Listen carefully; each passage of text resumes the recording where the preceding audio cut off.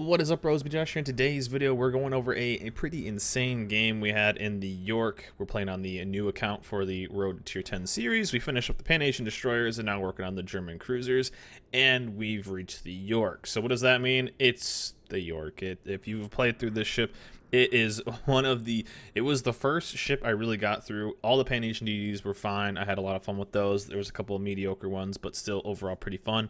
So far, the German cruiser line, even though on my channel the Carl has become a meme, that was okay. And we got to the tier 7 York, and I was like, you know what? I remember playing at my main account, and it wasn't too bad, and that was before it even got its buffs.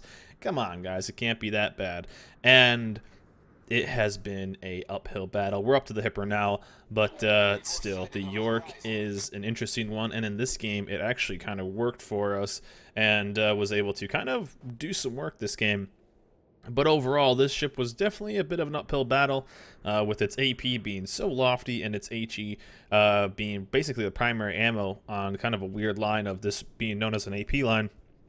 And obviously, this is before the buffs that are coming in the next patch with, for the ship as well. So, of course, we played it before the buffs are hitting. So, in the future, this is probably not going to be something that's going to be as relatable, since this is getting a change to the entire ship with its trajectory, getting that more of a German overall, that lower angle, and not quite as much loft as the York kind of shows. You know, a bit more of, let's say, like the Nuremberg and the Königsberg has compared to this ship. But this was a overall fun game. Once we got this thing fully upgraded, it was all right. If you just figure out that the HE ammo is going to be your primary ammo, then you're going to be overall pretty decent, and it can be pretty effective, although not anywhere near one of the strongest crews at this tier. You can still do decent, as you'll see in this game.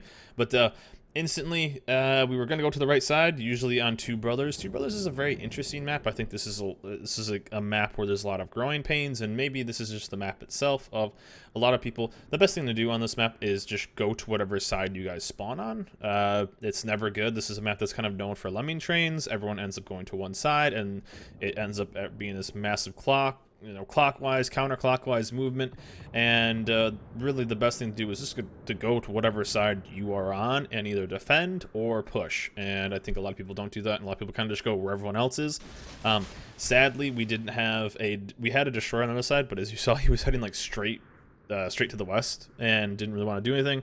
But so we rotated back, and we found, of course, an ARP Myoko here, just kind of relaxing, and there we go. Nice little 18k salvo. Nothing he's really going to be able to do.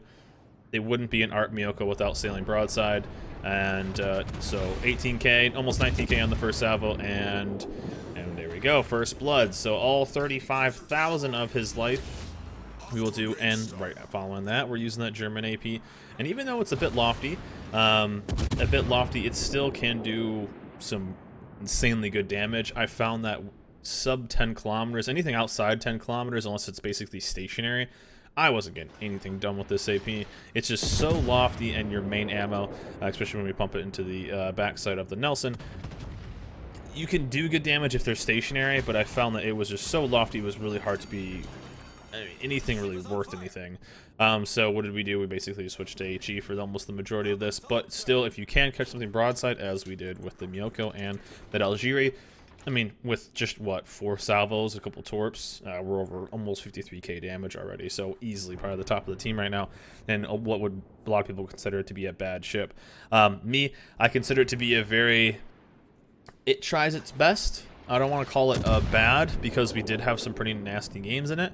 But overall, it was a ship, let's just say, I was very excited to be done with. So I don't want to be mean to anybody who really likes this ship, but it was one that I was very excited to get done.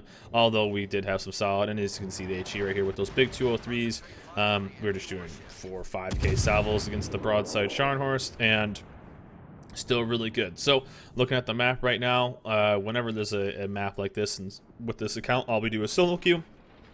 And I noticed that the enemy side was getting a bit picked on, so we wanted to rotate back and do what we could to kind of hold down that side, because as you see, we got a lot of ships on this side.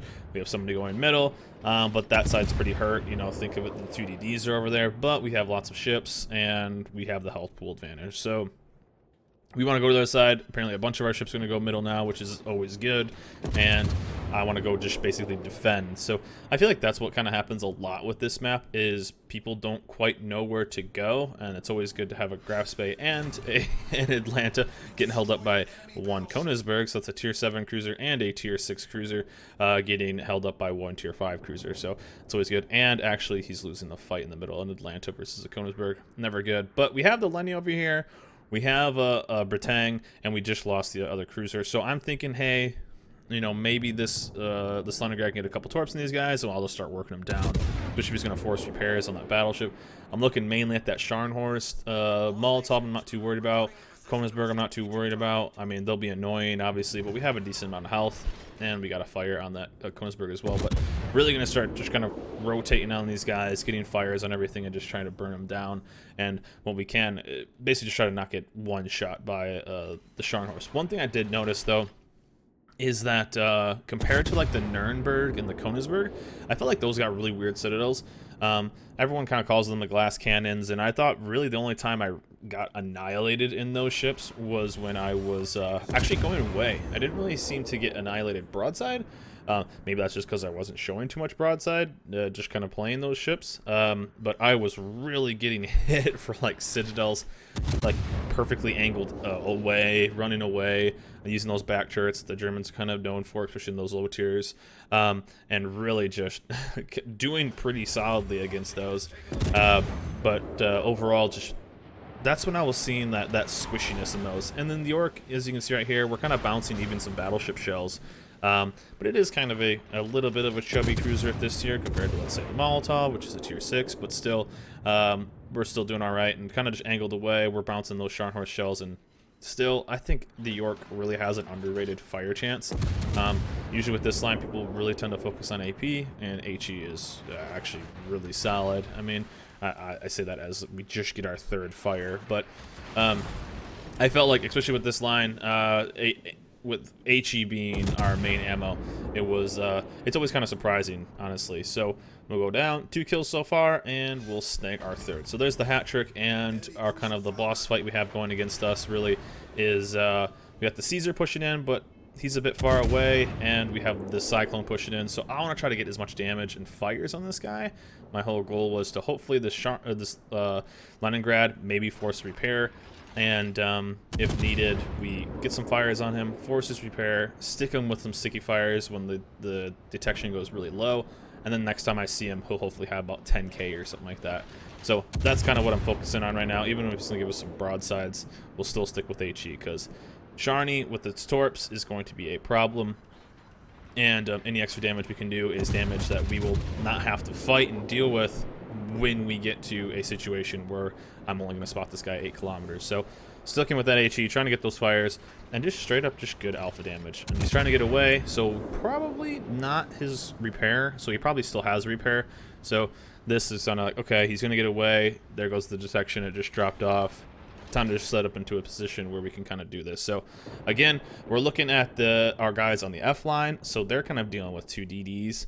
And I figure right now, I'm looking at that, as you can see the DD right here. My thought process was he was going to push mid. I think that's a pretty logical choice.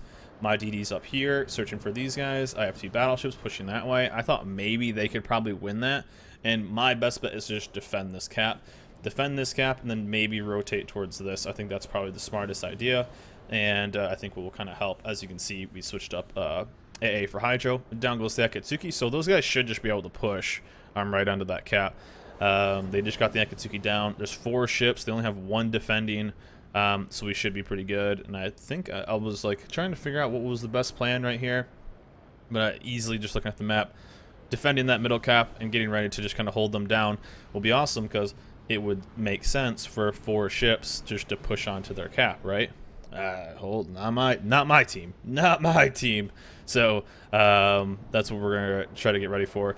And I'm thinking worst case scenario, that Leningrad maybe torps the Sharny. Sharny's not too. Oh, I think I actually had to go AFK. That's why I'm sailing this way.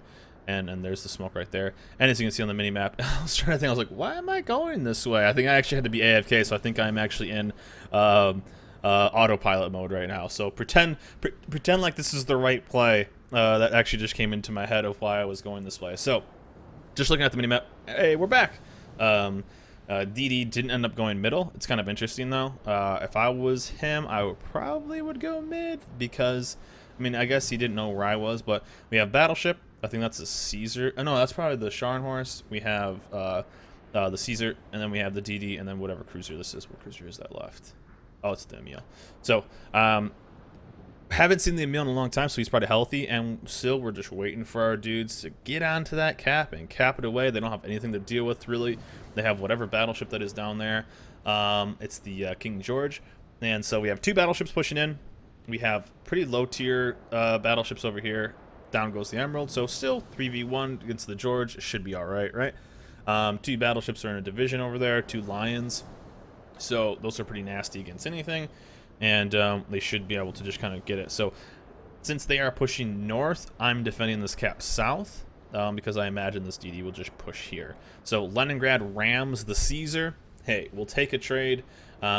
Even though he could have been super effective in the long run, I'll take a 1-for-1 kill. So, but the downside is there's the other cruiser. So not really the best situation. I'm at 15k. Who knows how much life this cruiser has?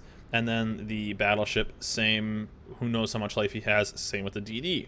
Who knows how much life he has? So kind of not in the best situation. I'm hoping I can just one-shot this Emil, and we'll then be on our way, and hopefully I don't get spotted by this battleship and get into a spot here. So I'm hoping that either I can just I can get some torps on him, but then this, of course, the Mahan pops up, so we're gonna focus on him, and we're basically gonna give up a little bit of our broadside to this Emil. And I'm like, okay, the Emil turns a little bit to his right. I'm gonna have to dodge torps. I'm gonna have to push in. We might actually kind of get a double kill here, so I'd be okay with that. So down goes the DD, and I'm just gonna go here.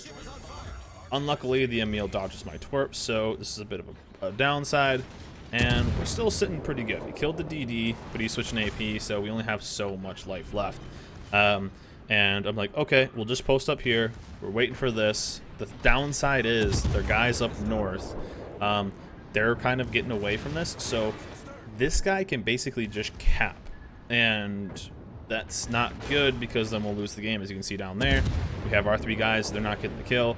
And with French cruisers, we're trying to switch to AP. I was trying to get another torp. So, boom. Luckily, he shoots AP on that, and we just bounce, which is amazing. And you're going to watch us do an epic derp off. But in the end, winner, winner, chicken dinner. He dodges that. Thank you for the land, for eating up that torp, because it probably would have hit me. And here we go. Sitting broadside.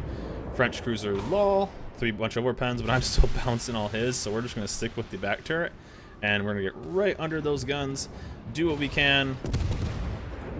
And still all over pens, French armor lol again. So I'm like, crap, if I don't kill this guy, we lose. There's just no way. And right along the water line, we're gonna overpen him to death. But how he's backing up, I'm thinking, all right, we should be all right. And of course, in French fashion, he's gonna kind of back away. And finally, just like a destroyer, we finally get our full pens. So broadside, nah, not today, not today. No full pens for you, only over pens. Turns away, yeah, there's the full pens. So just like a destroyer, he had to give us a little bit of the armor to kind of just push right through. Even when we shot right under those guns, still no citadel, just over pens. And hey, we saved the day. They get the kill down there. I think if we would have just straight up sat there and gotten killed, I think they end up capping this game out. Maybe not. I mean, we still had our battleship, which is a Nelson, that was up here, so he maybe could have gotten that, and we just got a little lucky. So York going in for the carry, got our Kraken, Confederate, first blood. That start of the game was pretty nuts with almost 2 kills. And hey, even a ship like this gets its day where it gets to shine on top. But look at that base XP. 121,000, 500,000 in credits. That's awesome. 8,700 XP. That got us through the York even quicker. So we're always happy with that.